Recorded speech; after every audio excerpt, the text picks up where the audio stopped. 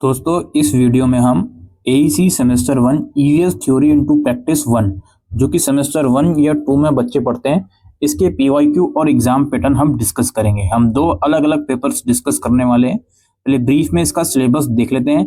पहली unit environmental studies की basic information के बारे में कि इसका मल्टी डिसिप्लिनरी अप्रोच क्या होता है, इसके कंपोनेंट क्या होते हैं, इसमें हाइड्रोस्फीयर लिथोस्फीयर वगैरह है, इसकी इंपॉर्टेंस और स्कोप क्या है, सस्टेनेबल डेवलपमेंट क्या होता है, ये सब चीजें आप पढ़ोगे। फिर दूसरी यूनिट में इकोसिस्टम के बारे में पढ़ोगे, इकोसिस्टम क्या होता है, इसका स्ट्रक्चर वगैरह, ये सब चीजें आप पढ़ोगे। अगली यूनिट में कुछ नेचुरल रिसोर्सेज हैं जिसमें लैंड, वाटर, एनर्जी रिसोर्सेज, ये सब चीजें आप पढ़ने वाले हो। और फिर आपका है इन्वायरमेंटल पोल्यूशन, जिसमें इन्वायरमेंटल पोल्यूशन के अंदर air, water, soil, thermal, noise pollution, इनके कॉजेस वगैरह, इफेक्ट वगैरह, ये सब चीजें पढ़ोगे। Nuclear hazard, solid waste management, ये सब चीजें आप पढ़ने वाले हो। ये इसका ब्रीफ सा सिलेबस है टोटल 4 यूनिट्स का। आइए चलते हैं इसके पीवाईक्यू की तरफ। देखिए दोस्तों, आप लोगों का पेपर इस बार 30 नंबर का आएगा। अब मैं इसके ज्यादा डीप में नहीं जाऊंगा क्योंकि एसओएल कुछ भी कर देता है हर बार। हमारी अंडरस्टैंडिंग से पेपर 30 नंबर का आने वाला है। इसमें आप लोगों को टोटल 5 क्वेश्चन होंगे, जिसमें से आई थिंक 4 करने, और उसमें चारों में से क्वेश्चन नंबर 1 मैंडेटरी होगा। इस पेपर के और मल्टीपल पार्ट्स भी हैं, क्योंकि ये जो पेपर है ये उन बच्चों के लिए भी है जिनका ईआर आया हुआ था, क्योंकि पहले ये पेपर 30 मार्क्स का ना होके 50 या 70 नंबर का ही होता था। तो जो पहले देकर फेल हो गया या पहले नहीं दे पाया, उनके लिए उतना ही मार्क्स का आएगा। लेकिन जो फ्रेश स्टूडेंट है, पहली बार इस सब्जेक्ट को दे रहे हैं, नए बच्चे हैं या 2024 वाले एडमिशन के भी हैं, उनका जो पेपर है आप लोगों का 30 मार्क्स का ही आने वाला है। तो ये हमारा पार्ट ए है। इसमें सबसे पहले क्वेश्चन नंबर 1 का ए पार्ट है। आपको बताना है कि ये स्टेटमेंट सही है या गलत है। Rate of secondary succession is slower than the rate of primary succession, और coal is an example of conventional source of energy, और pyramid of biomass is always upright, river is an example of lentic ecosystem, और sulphur dioxide is a secondary pollutant. इसका हिंदी में भी आप अनुवाद देख लीजिए। जैसे यहाँ पे देखिए, द्वितीयक पारिस्थितिक अनुक्रमण के दर प्राथमिक पारिस्थितिक अनुक्रमण से कम होती है, और कोयला परंपरागत ऊर्जा स्रोत का उदाहरण है, और बायोमास का पिरामिड सदैव ऊर्ध्वाधर ऊपर की दिशा में होता है, और नदी लैंटिक पारिस्थितिक तंत्र का उदाहरण है, और सल्फर डाइऑक्साइड एक द्वितीयक प्रदूषण है। ठीक है, ट्रू एंड फॉल्स है क्वेश्चन नंबर 1 के ए पार्ट में। तो उनका बी पार्ट है, फिल इन द ब्लैंक्स है। Each level in a food chain is known as dash wrote the seminal book Silent Spring in 1962, dash an example of a greenhouse gas, the loss of biological and economic productivity of land is called as, और Earth Day is observed every year on। ठीक है, ये fill in the blank है। में देख लेते हैं हम। खाद्य श्रृंखला के प्रत्येक स्तर को डैश कहते हैं, और डैश ने 1962 में मौलिक पुस्तक साइलेंट स्प्रिंग लिखी। डैश ग्रीन हाउस गैस का एक उदाहरण है। भूमि की जैविक और आर्थिक उत्पादकता की हानि को डैश कहा जाता है। पृथ्वी दिवस प्रति वर्ष डैश को मनाया जाता है। ठीक है, ये आपका क्वेश्चन नंबर 1 यहाँ समाप्त हुआ। इसके बाद क्वेश्चन नंबर 2 में आपको एक्सप्लेनेटरी नोट लिखने हैं किन्हीं 2 पर। आप देखिए, sustainable development goals, Minamata disease और Ramsar convention.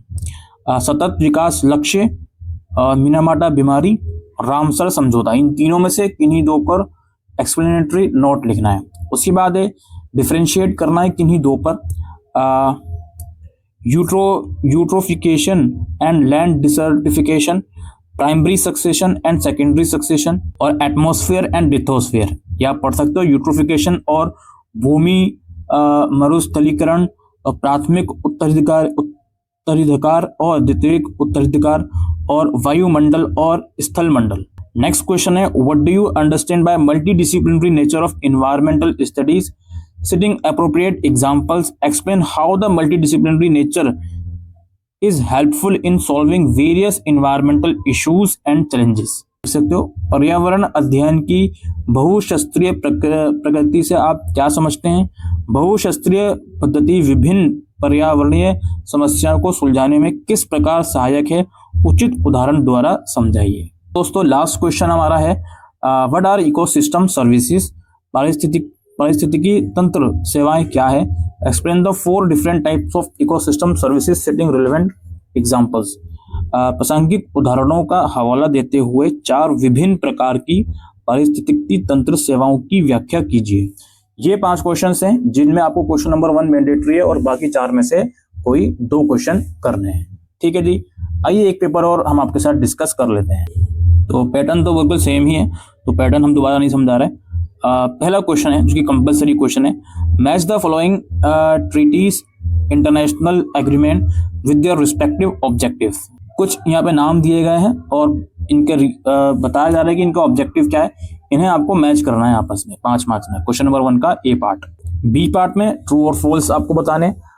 Gaura Devi played an important role during Bishnoi movement in Rajasthan.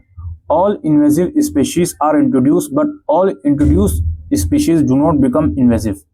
Or landmark Paris summit on climate change was held in the year 2015.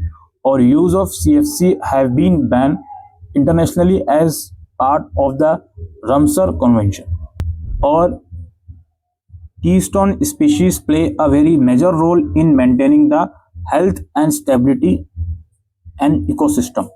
इन 5 को आपको ट्रू फॉल्स में बताना है। क्वेश्चन है इसमें आपको डिफरेंशिएट करना है किन्हीं 2 पर, जो आप यहाँ पे देख सकते हो। Montreal protocol versus Kyoto protocol.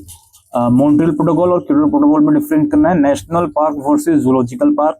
चिपको movement versus Silent Valley movement. उसके बाद आपको एक्सप्लेनेटरी नोट लिखना है किन्हीं 2 पर। Vulture population decline and vulture breeding programme in India. और impact of human population growth on human health and environment. और role of Bishnoi community in environment protection. इसके अलावा क्वेश्चन नंबर 4 है दोस्तों, 2 पार्ट्स हैं इसके। Provide a brief explanation of the main causes of global warming and climate. और critically examine the impact of climate change on agriculture and water resources. And lastly दोस्तों, what do you understand by environmental justice? पर्यावरण न्याय से आप क्या समझते हैं? With relevant example, examine how the National Green Tribunal contributes to promoting environmental justice in India. प्रासंगिक उदाहरणों के साथ जांच करें कि राष्ट्रीय हरित न्यायाधिकरण भारत में पर्यावरण न्याय को बढ़ावा देने में कैसे योगदान देता है। तो ये थे दोस्तों PYQ और एग्जामिनेशन पैटर्न एनवायरमेंटल साइंसेस 1 का। उम्मीद करते हैं ये वीडियो आपको यूजफुल लगी हो, तो वीडियो को शेयर कीजिएगा। Thank you.